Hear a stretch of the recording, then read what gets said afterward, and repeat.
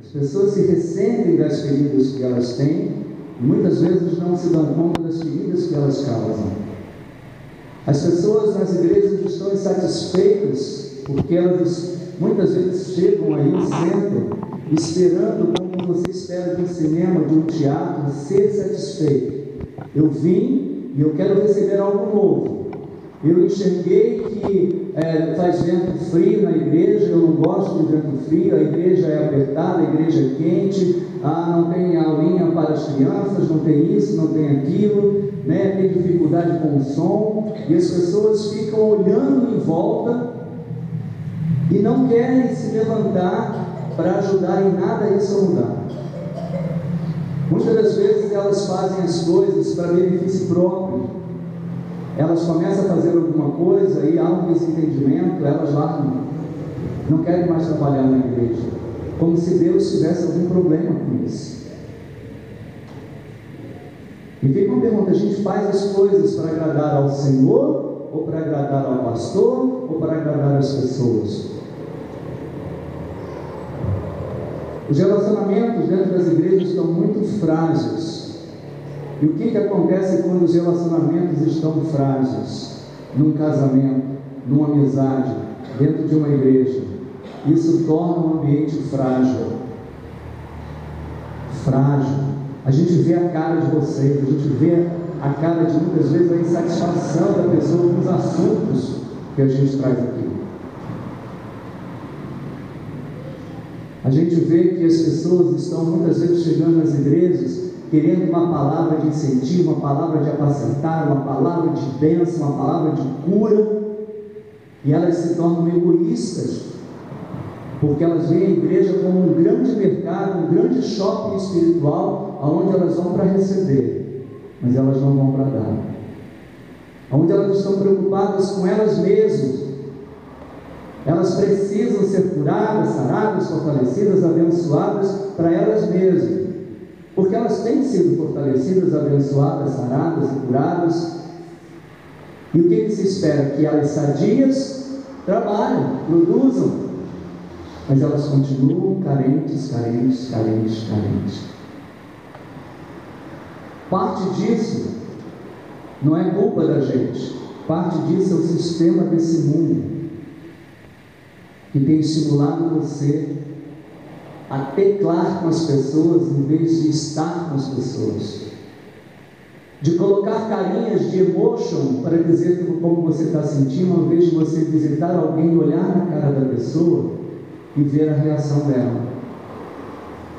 As pessoas não falam mais umas com as outras, elas teclam umas com as outras. Elas esqueceram o que é a fisionomia de uma pessoa, o que é o relacionamento de uma pessoa. Elas não têm tempo para visitar as pessoas, elas não têm tempo para ficar uma tarde com alguém, para visitar uma pessoa, porque elas têm muito o que fazer. Existe muita mensagem para responder, existe muito e-mail para ler, existe muita curtida para fazer no Facebook, e não há tempo para se relacionar com as pessoas.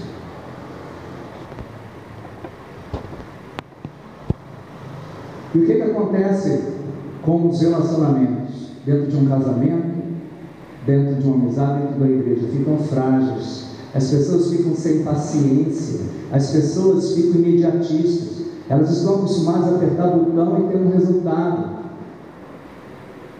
Elas pensam, e quantas pessoas já se deram mal com essa história de procurar, às vezes, casamento, namoro, investida na internet? Como é que uma pessoa é capaz, de firmar um compromisso com alguém sem nunca ter visto, tocado, sentido o cheiro da pessoa, só por relacionamento virtual? O mundo virtual não é o mundo que Deus criou. O mundo virtual é o mundo da ilusão, é o mundo da mentira, em que você está triste, mas você coloca uma carinha de que está alegre, e todo mundo acredita que você está alegre, mas ninguém vê você chorando por trás da terra. Ninguém sabe quem você é. Você está lá sozinho, mostra as suas fotos, compartilha que você está num lugar bonito, bacana, todo mundo curte, acha legal, mas os seus amigos não estão lá com você, curtindo aquilo. Os teus amigos não sabem como você está se sentindo. Não importa quantos amigos você tem no Facebook, muitas vezes você é sozinho. E muitas vezes é mais fácil ter não sei quantos amigos que a gente não tem que se relacionar muito bem. Quando ele fala alguma coisa que a gente não gosta, a gente tira ele do círculo de amizade do Facebook, ou não responde mais a mensagem dele. E assim parece que está tudo bem, que a gente tem amigos, que a gente se relaciona. Isso atinge os relacionamentos da gente. E eu vou me restringir hoje principalmente aqui, a igreja, essa igreja aqui. Você e eu somos, de certa forma, vítimas desse sistema satânico, demoníaco. A internet é uma bênção, não é? Esses dias a Leda falou que a Léa falou para ela que tem assistido pregação dessa na internet, né, Léa? E ela falou, não tinha internet até pouco tempo. É bom você usar a internet para isso, para edificar, para abençoar. O que não pode é a internet virar o seu meio de se relacionar com as pessoas. Há um tempo atrás, diziam que alguns celulares com sistema Android, se você apertasse uma teclinha, você via várias pessoas, um desenho de várias pessoas como se fosse um zumbi, né? E as pessoas, o que é isso? Porque é isso que as pessoas estão vivendo. Você anda nas ruas, as pessoas não andam mais olhando umas para as outras, elas estão assim. Você chega dentro do ônibus, as pessoas não conversam mais. Antigamente o pessoal conversava no ponto do ônibus, pegava o ônibus de manhã cedo, agora está todo mundo assim. Chega na hora do teu almoço, em vez de você estar comendo e conversando com o teu amigo, chama cada um no celular, assim. Zumbis. O mundo e o dia está passando e as pessoas estão de cabeça para baixo. Não sabem mais o que são expressões.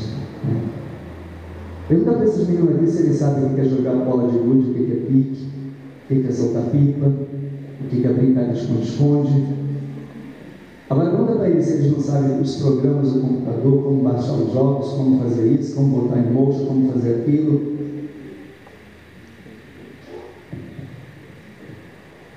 E a gente, se não tomar cuidado como pais, a gente acha isso normal e induz os nossos filhos a serem criados assim, através de máquinas. Estão fazendo máquinas inteligentes para pessoas burras, porque quanto menos você exercita isso aqui, mais burrinho você fica. Quando tudo vem num toque, significa que você não precisa pensar. E se você não pensa, você é manipulado.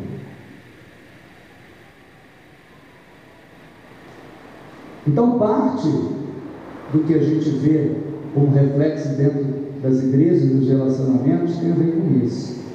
E parte tem a ver conosco mesmo, com a nossa pessoa, com o nosso indivíduo. Em Gênesis capítulo 2, verso 18, você não precisa abrir, mas está dizendo lá que não é bom que o homem esteja só. Quem foi que falou isso? Foi o escritor Moisés?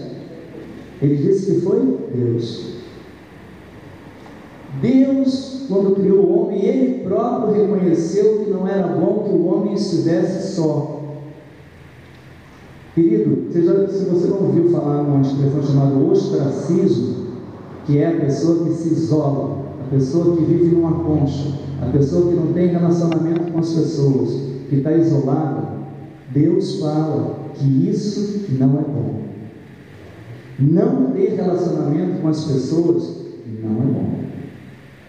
Ficar fechado dentro de casa não é bom. Dizer, eu prefiro estar assim do que me relacionar com as pessoas e me machucar e também machucar os outros, né? Eu insisto nisso porque essas pessoas que têm essa atitude, elas sempre se veem como vítimas, elas sempre se veem como que alguém feriu elas e elas nunca pararam para pensar que elas podem ter ferido os outros também. Que tem gente no ostracismo porque elas feriram também. Não é bom que você esteja só. Por isso Deus criou uma companheira para o homem. Sabe para quê? É muito fácil eu estar sozinho e dizer que amo. Agora, quando eu tenho que conviver com outra pessoa, de fato eu vou ser treinado no amor. O casamento é um treino para isso. Cada um aqui escolheu o cônjuge que quis para casar. E eu não soube até agora que alguém casou com uma faca no pescoço, que alguém casou com um revólver na cabeça. Casou porque quis casar. E tem que exercitar esse amor todos os dias. Sexo diferente, temperamento diferente, criação diferente. Tem que conviver. Ninguém te obrigou a ser amigo de alguém. Você quis. E esse amigo, muitas vezes, pensa diferente de você. Muitas vezes ele não concorda com você. E aí, você desiste dele? Você desiste do teu cônjuge porque ele não concorda com você, porque ele pensa diferente de você? Muitas vezes, na igreja, as pessoas pensam diferente de você. Elas creem diferente de você. E aí? Vai embora por causa disso? São ambientes que Deus está treinando a gente no amor. Quando Deus criou o homem e criou a sua companheira, Ele estava dizendo: eu quero que vocês se relacionem um com o outro e vocês todos comigo. Não existe só relacionamento de amor assim: eu não creio em Deus, mas eu amo. Melhor do que vocês, não existe, está incompleto. Eu amo a Deus e isso basta. Eu me relaciono com Deus, não preciso das pessoas. Isso é mentira. Você foi criado para se relacionar com Deus e com as pessoas. Você não foi criado para se relacionar com bichinhos, nem com bebês. Porque bichinhos e bebês aceitam você, não tem problema. Mas quando os bebês crescem e começam a dizer: eu não quero, eu não vou fazer isso, papai, eu não aceito isso, mamãe, ele está mostrando que ele tem personalidade, que ele tem um gosto diferente do seu. Ele não vai escolher o caminho que você está determinando para ele. Ele já é adulto, ele pode escolher o caminho dele e você não pode fazer nada. E talvez todo o amor do mundo que você dedicou a esse filho pode não ser o suficiente para ele entender. E mesmo assim ele tem que bater a cabeça e fora. Quer fazer o quê? Não é bom que o homem esteja sozinho. Alguém leia para mim Provérbios 18:1. Quem achar, lê para mim em voz alta.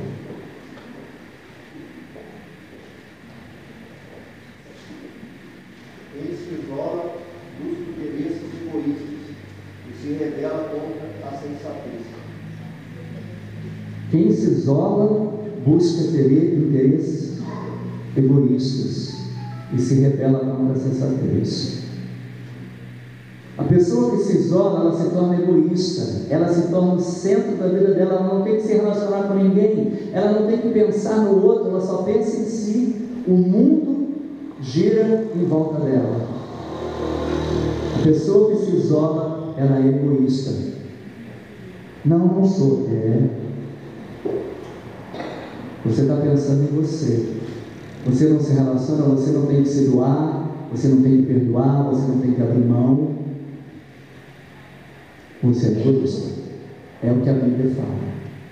E diz que essa atitude é uma rebelião contra a sensatez. É uma pessoa insensata, porque ela não vai conseguir viver sozinha o tempo todo, vai ter uma hora que ela precisa de alguém. Você já imaginou uma pessoa que se isola, uma pessoa ranzinza, que não quer se relacionar, um dia passa mal no seu apartamento, na sua casa, e ela não tem para ninguém a quem ela ligar para levar ela no hospital? Não tem um vizinho que ela possa pedir: me ajude? Ela precisa se relacionar. Ela precisa. É insensato essa história de dizer: eu não preciso de ninguém, eu e Deus nos bastamos. Isso é doença. Quando a pessoa se isola dessa forma, ela está doente.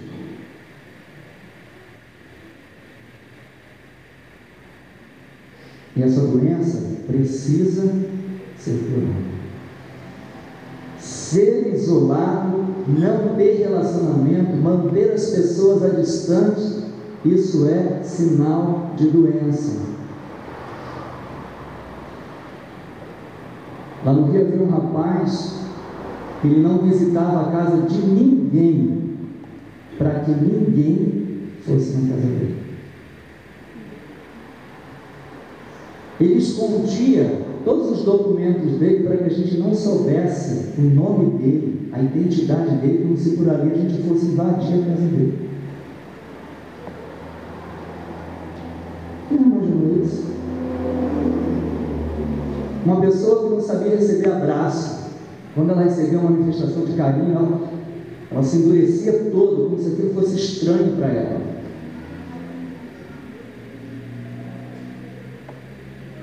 Isso é doença, isso não é normal. Isso prova que a pessoa tem problemas de relacionamento. Em Atos 2:46, nós vamos ver a saúde da igreja. Diz assim, Atos 2:46: diariamente perseveravam unânimes no templo, partiam o pão de casa em casa, tomavam as suas refeições com alegria e singeleza de coração. Diga assim, diariamente. Diariamente é uma vez por semana? É nas terças e domingo?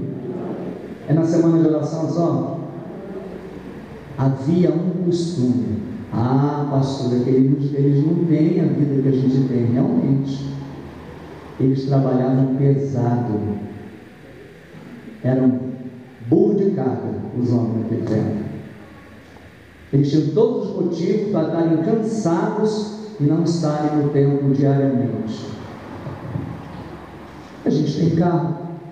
Valéria agora está com uma biça ali, agora ela é motoqueira. Vai agora, trabalho de moto, chega rápido.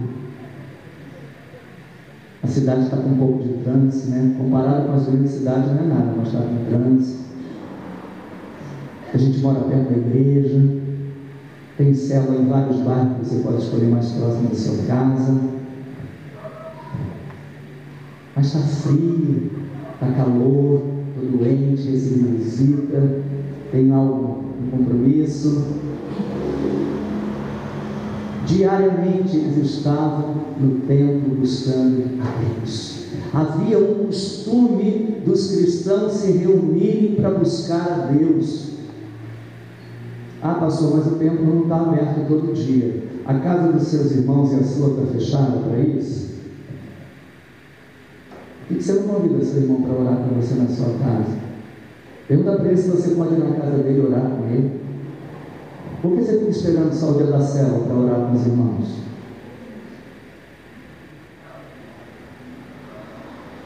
Havia um costume deles orarem. E isso trazia saúde para a igreja. Eles estavam juntos para orar também, entre outras coisas. E muitas vezes, querido, a gente está junto e sequer a gente ora. Conversa, conta problema, conta coisa engraçada, dá risada, dá piada, come.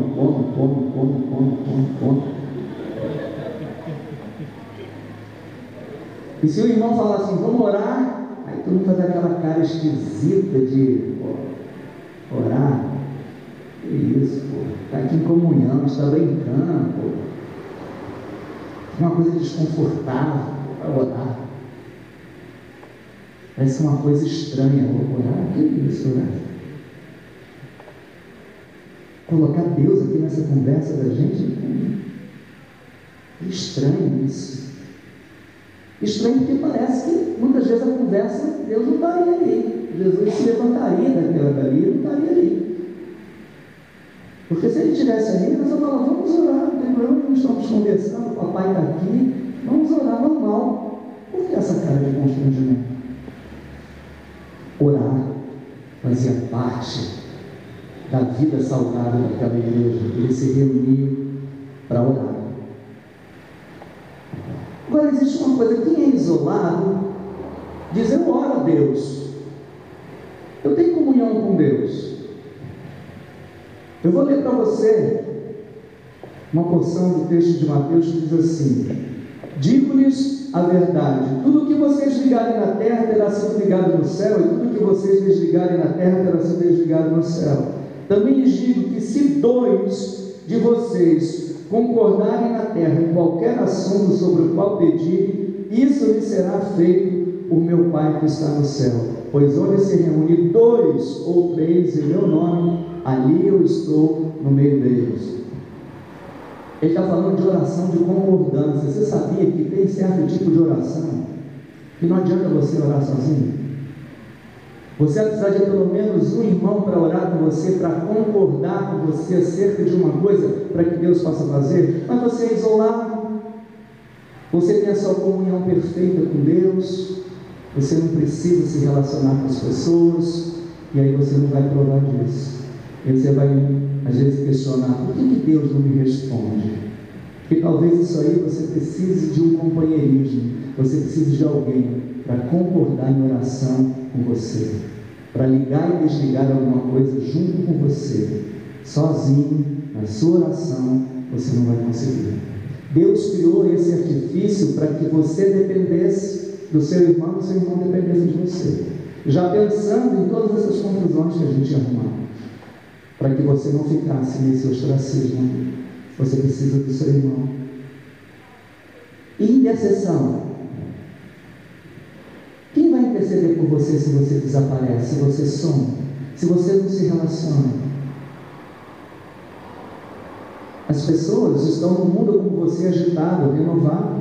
Se você não está presente, a tendência realmente, se a gente não tiver cuidado com o amor, com a amizade, com o relacionamento, você é esquecido, sim. É uma verdade, você é esquecido se você não estiver presente. Isso é sua opção, não é uma necessidade. É você estar isolado, provavelmente você pode ser esquecido. Quem vai interceder por você? E você não tem relacionamento com ninguém, não intercede por ninguém. Está vendo o egoísmo ali? E se eu me relacionar com as pessoas, eu não intercedo por elas, elas não intercedem por mim. Fica fraco. Esse relacionamento fraco da igreja é como se fosse um tijolinho afastado um do outro, e fica um espaço, o ar ali vazio, e se coloca um inimigo ali,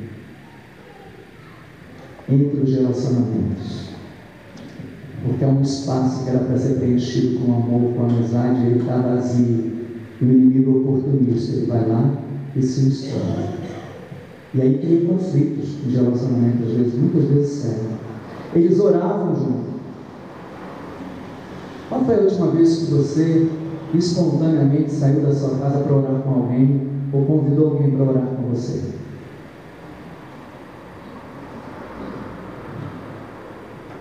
Para orar, não fala para comer não. Porque às vezes a gente fala assim: não, vamos em casa orar, Sr. Roberto, pastor, eu quero ir à janta. Não, janta em casa, aí depois vai orar. E se a célula não tiver mais comidinha, será que quantas pessoas permanecem na célula? Né? Chamando você para orar, não é para comer. Ah, pastor, mas puxa, ele está acostumado por uma oração, tem um lanchinho, não. Vamos orar. Se tiver lanchinho, estamos loucos. Eu chamo você para orar. Coloque isso. Peça a Deus tempo, peça uma estratégia para você viver isso. Se isso era saudável, isso era saúde para a igreja primitiva, com certeza vai ser para a sua vida e para a vida da igreja. Eles comiam juntos, de casa em casa comigo. Pergunto para você: quando foi que você juntou a panela com algum irmão? Faz tempo? Quando foi que você se dispôs a fazer uma comidinha diferente e chamar alguém para ir lá na sua casa? Quando foi que te convidaram para comer na casa de alguém? Não é só no aniversário. Tem um costume. talvez toda semana, diariamente. Havia costume, os irmãos comiam juntos, eles gostavam de estar juntos.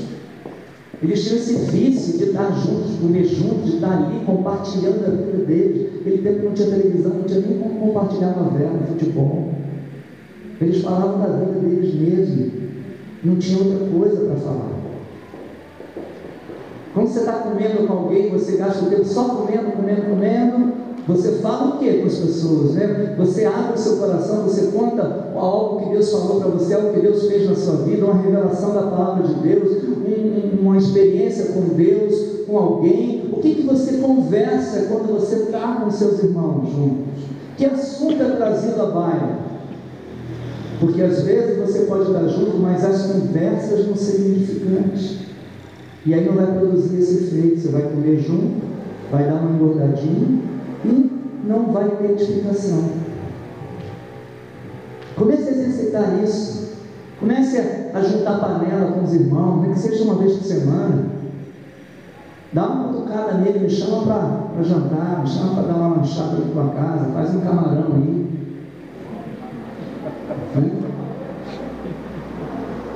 Vamos comer junto. Eu levo arroz, você leva camarão, justo isso.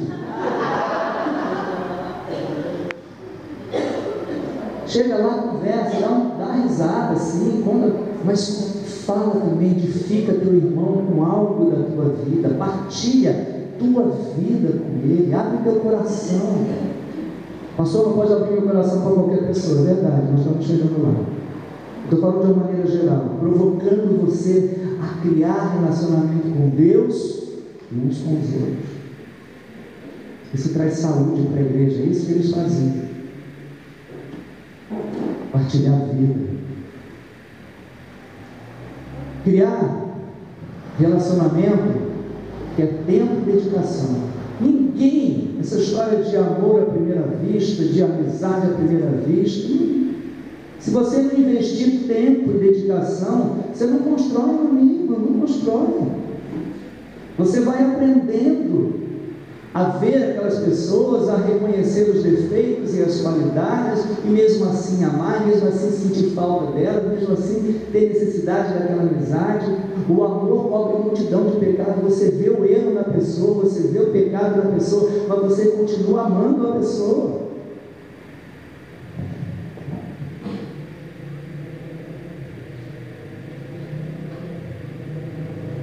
A Bíblia diz assim, Provérbios 18, 24 diz assim: há amigo que é mais chegado do que um irmão. Pergunta para os carros se eles não conhecem a Letícia. Pergunta para o Felipe e o Gabriel se eles não se conhecem direitinho. Conhece. Pega ali as três cajazeiras e o Júnior junto os quatro ali, ó, se eles não se conhecem, todos juntos. Não sabe direitinho aonde apertar o carro do outro. Eles sabem. São irmãos, mas a Bíblia diz que tem amigos que são mais chegados do que irmãos. Tem amigos que você se relaciona com mais intimidade, com mais liberdade do que às vezes com seu próprio irmão. Porque às vezes o temperamento do seu irmão dá conflito com o seu. É irmão, você ama, né? Mas o amigo, de repente, tem tudo aquilo que o irmão tem, tem um temperamento igual ao seu, melhor, mais brando, e você se relaciona às vezes melhor com ele. Não tem nada a ver com amor. Amor de irmão, amor fraternal, estou falando de relacionamento. Todo mundo ama seu irmão, deve amar o seu irmão. Mas como é que eu vou chegar a ter um amigo dentro da igreja mais chegado que meu irmão? Investindo, conhecendo e se deixando conhecer.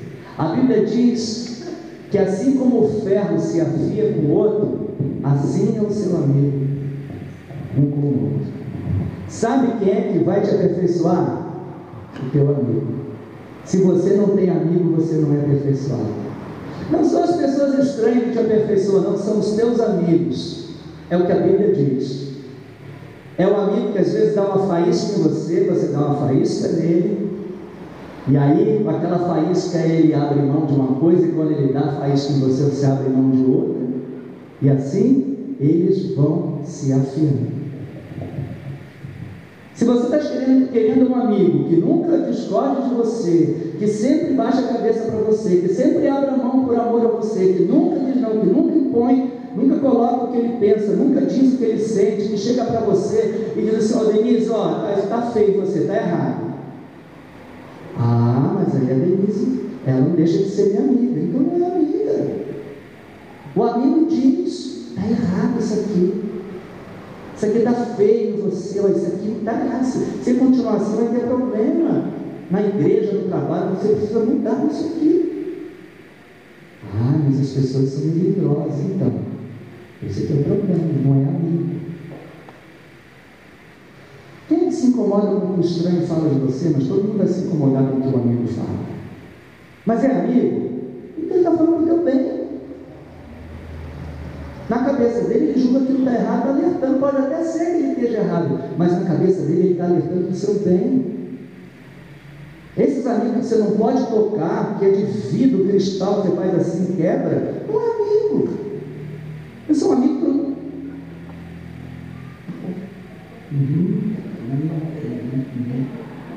Não posso falar nada. Geralmente essas pessoas falam o que querem, mas não querem ouvir.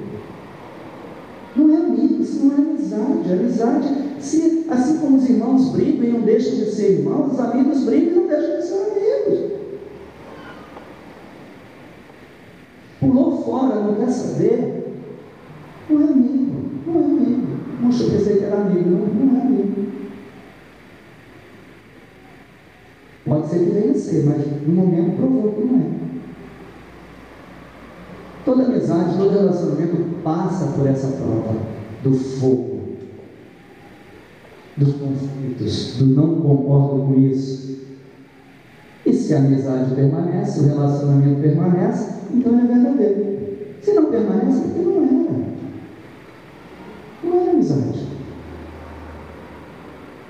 Não queira criar amizade dentro da igreja, achando que as pessoas são perfeitas. Mas a Léia um dia pregou aqui, como que ela pode fazer isso? O pastor falou de relacionamento, e ele falou bravo.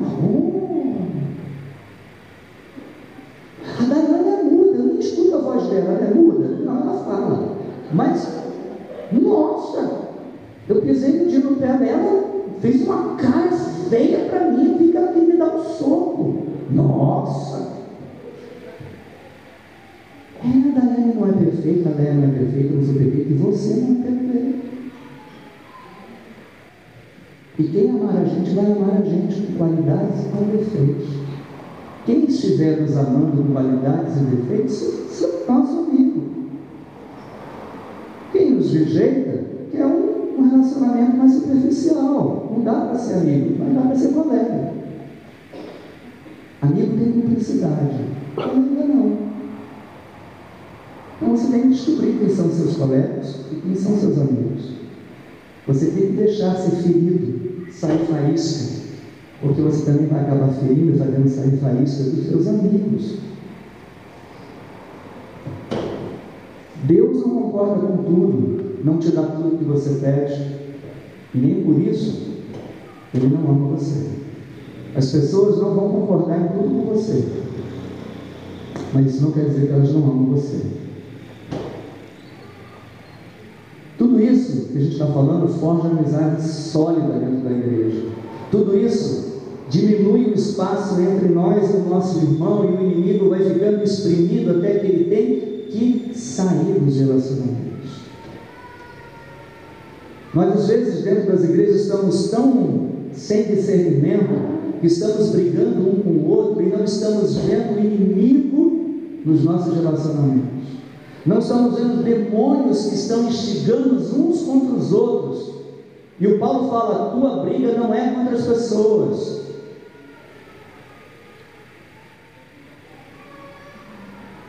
Você imaginou o apóstolo Paulo, quanta carta que ele escreveu chamando a atenção das pessoas, chamando os irmãos, de muitos de falsos irmãos, de falso apóstolo, de falso isso, dizendo: vocês têm que agir assim, marido e mulher, né? Filho com pai, patrão com empregado, diante do Senhor, diante dos incrédulos, ele ensinava, ele dizia, está certo, está errado. Já pensou? Não pode falar, quem sou eu? Sou um ser humano, como meus irmãos, falho, eu não posso corrigir as pessoas, não existe isso. Muitas vezes a gente erra por não saber, ninguém nasce convertido, ninguém sabe o que Deus pensa, o que Deus não pensa, o que é certo, o que é errado. As pessoas têm que ser ensinadas, têm que ser corrigidas. E muitas vezes é difícil para quem corrige, difícil para quem é corrigido. Às vezes saber como corrige e receber a correção com amor.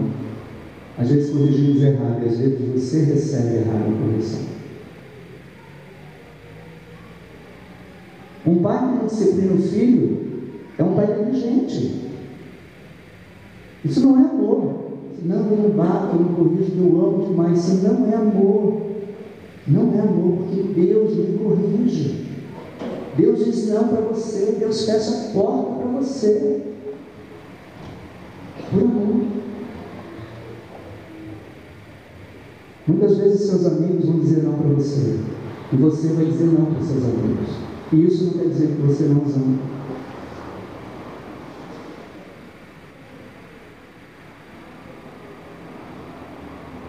Você foi criado para ter relacionamento com Deus e com as pessoas. Lembre-se disso. Isso é saúde para você. Essa foi a forma original que Deus criou você. Só se relacionar com Deus não dá certo. Só se relacionar com as pessoas também não dá certo.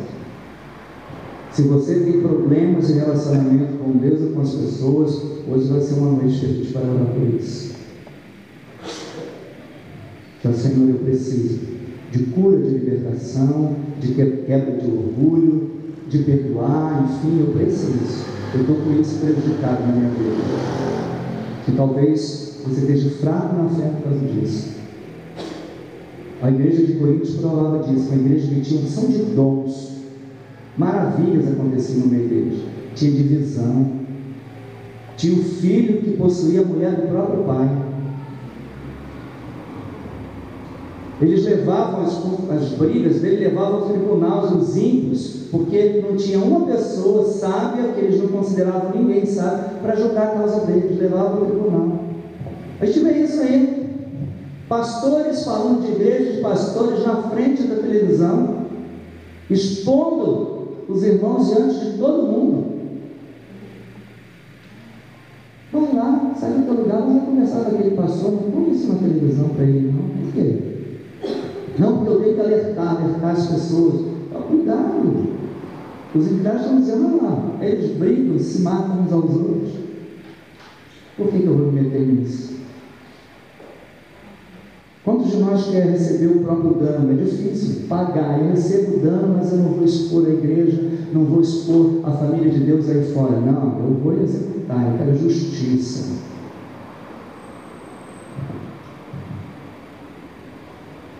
A sociedade aí fora está tentando invadir a igreja, está tentando impor o seu sistema da igreja, achar que a igreja é uma coisa à parte, que aqui no culto é uma coisa, mas quando a gente vai para o mundo, a gente tem que se comportar igual a eles. É impossível ter uma vida diferente, isso não existe, é mentira. É possível ser diferente do mundo, sim. Se não, rasga a Bíblia, esquece seu Deus. Você está servindo a uma mentira. Não é um Deus de verdade, de justiça e amor. Se o Espírito Santo habita em você, é possível ser diferente. Eu vou dar 2 alertas para você. Mateus 24:12 diz assim: devido ao aumento da maldade, o amor de muitos se esfriará. A maldade está se multiplicando, e diz a Bíblia que isso vai fazer com que o amor esfrie. Como está o termômetro do seu amor? Como é que está o seu amor para com as pessoas e para com Deus? Como você tem expressado o seu amor a Deus e seu amor às pessoas?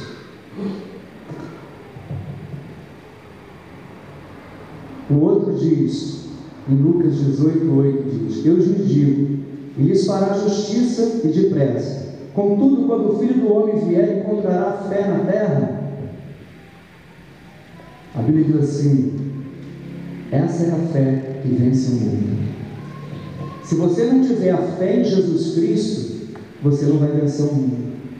Se a sua fé está fraca no Evangelho, na palavra da salvação, se você não acredita mais em Jesus como você acreditava, você realmente está ameaçado. Você está enfraquecido.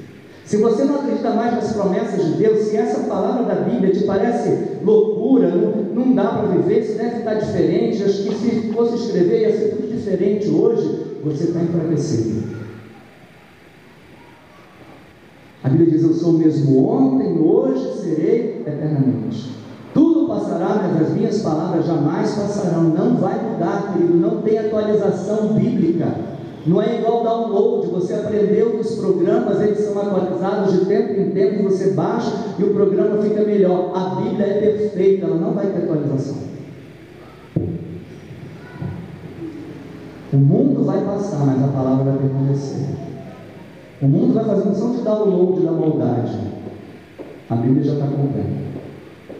Se você não está acreditando mais nessa Bíblia, não está acreditando nas promessas de Deus, não está mais acreditando no Evangelho, você duvida da eficácia do Evangelho, você está fraco, você está doente. Isso está afetando seu relacionamento com Deus, com as pessoas. E uma igreja onde os relacionamentos estão frágeis é uma igreja fraca. Uma igreja onde as pessoas não buscam a santidade é uma igreja fraca. Em Coríntios diz que muitos estão morrendo antecipadamente. Não diz que eles morreram no inferno, diz que eles adormeceram. E quando a Bíblia fala de adormecer, está falando da morte de um justo. Em Coríntios tinha gente que morria antecipadamente, porque a igreja estava doente. Quem olhava nos cultos tinha manifestação do Espírito Santo doidado, mas a vida das pessoas estava frágil. Cuidado, querido, porque manifestação do Espírito Santo não é sinal de saúde dentro da igreja. É bom, eu amo, eu sou pentecostal, eu fico super feliz quando eu vejo a igreja cheia do Espírito, manifestando os dons, mas eu sei, isso pode ser só barulho, pode ser só experiência, se não estiver acompanhado de vida diante de Deus. Vou pedir para o Vitor passar 2 vídeos, e nós vamos gastar o tempo depois ministrando ao Senhor e recebendo dele cura. Hoje